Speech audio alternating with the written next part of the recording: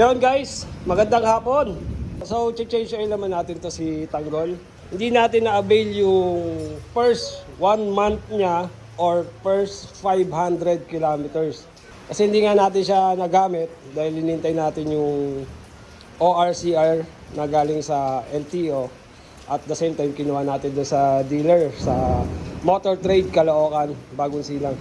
So, ang odometer niya ngayon, on natin, 267. So tayo na lang ang mag-change oil nito dito kay Babol. So ang gamit nating langis, Shell Advance 5W40. DIY natin to. So guys, ang laman ng Shell Advance na to is 1 liter.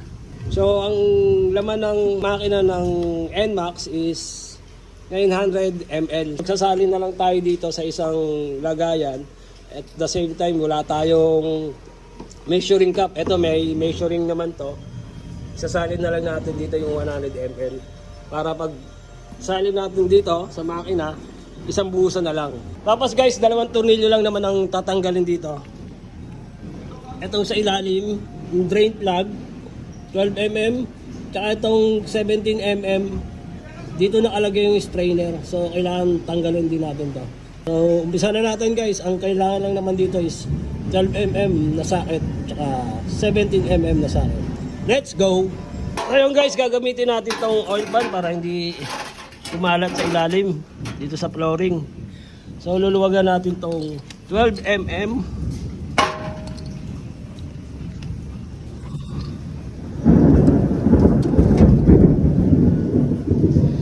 Ito guys, 12mm. Counterclockwise. Malambot lang naman yan. Tapos kakamay na natin yan. Woo! Ganda pa guys. Malinaw pa yung langis niya. Pero masaya lang tayo sa makina. So kailangan na natin i-change oil.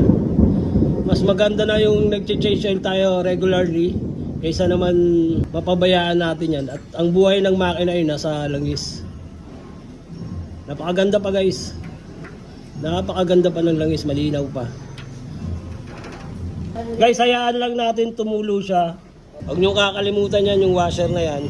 Kasi tatagas yung langis nyo sa ilalim kapag hindi na-break tong washer. So yung isa naman tatanggalin natin. So ganun lang din naman yan guys, counterclockwise. At tumilem. Yung 17mm ang tatanggalin natin. Kasi nandiyan yung strainer.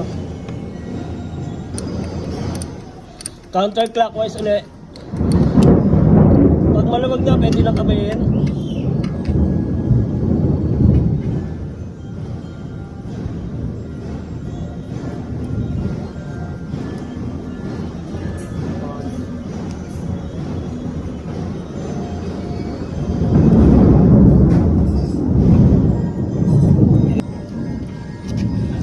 Ayan guys, tanggalan natin yung strainer.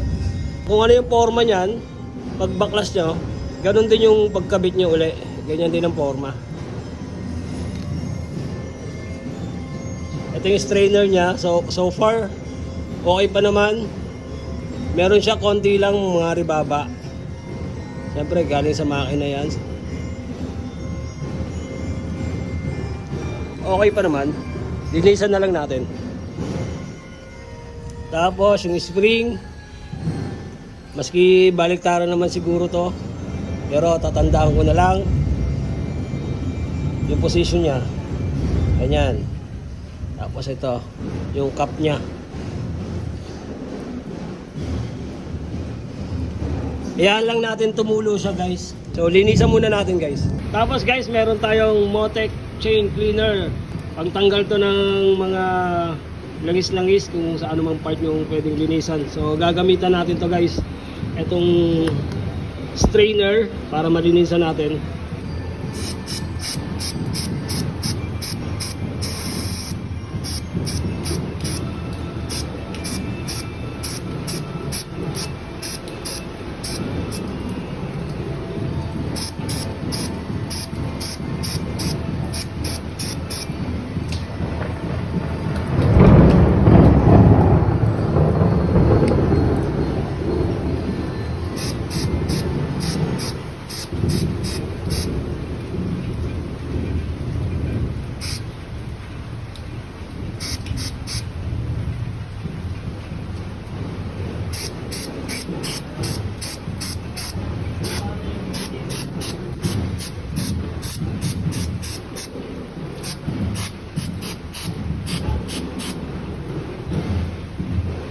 guys, malinis na. Pwede na natin siya uli ibalik sa makina sa ilalim. Medyo may tumatagas pa. Patuloyin muna natin siya para siguradong na-drain yung lumang langis. Tapos yun guys, ang gamit nga uli natin is Shell Advance, tapos 5W40 Ultra Scooter. 1 liter laman nito. Ang NMAX natin is 900 ml lang ang laman. So, babawasan natin ito ng 100 ml. So, wala tayong measuring cup. Dito na lang muna natin siya isasalin. Kasi may sukatan naman siya. Yan o, 100 ml, 200 ml. So, magsasalin tayo ng 100 ml dito. So yun guys, naisalin na natin yung 100 ml. Yung kita nyo, yan yung level niya, 100 ml. Tapos ito, sasalin na natin to lahat. Itong 900 ml na natira dito sa container niya. So yun guys, napunasan na natin. Pwede na natin ibalik yung drain plug, tsaka yung strainer. Tapos guys, ibabalik na natin tong strainer. Ganyan lang. Tapos papato natin dito. Yan ang proper position ng strainer spring, saka strainer cup. So dudukutin na natin sa ilalim. Kamayin lang muna natin yung strainer cup. Pag naramdaman nyo ng humigpit yung strainer cup sa kamay nyo, pwede nyo nang gamitin ng socket na 17mm. Mas maigi na yung kamay muna natin na mag-iikot para hindi siya ma-lost thread. Yan, okay na yan guys.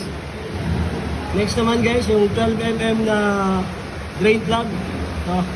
Guys, huwag nyo kakalimutan, make sure na nakabalik tong washer. Kamayin nyo lang uli muna.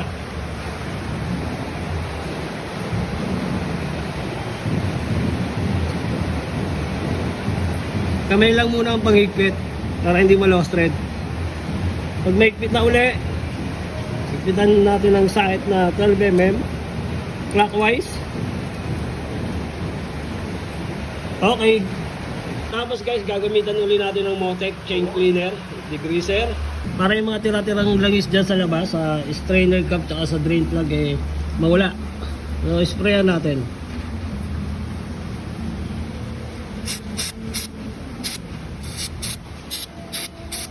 Para malinis. Okay. Ayan lang natin tumulo yan. Tapos maya maya punasan natin.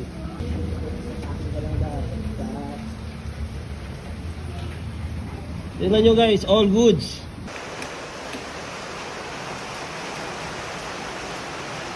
Start.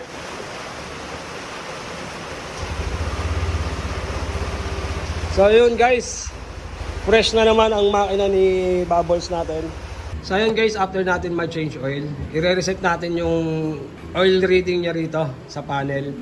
So ang gagawin natin, i-on natin to. Yan, naka-indicate yung oil.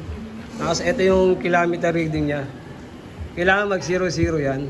So ang gagawin natin dito guys, long press natin tong menu.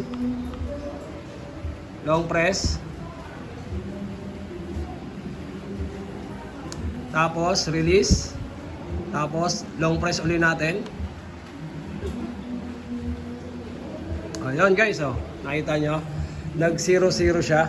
Example guys, every 1,000 kilometers kayo nag-change oil. So dito kayo babase ngayon sa kilometers na to. Titingnan nyo lang guys dito sa panel kung magwa 1,000 na ba. So yun guys, all goods na. Na-change oil na natin si Bubbles. DIY lang yan. Okay guys, hanggang dito na lang ang ating video. Peace out!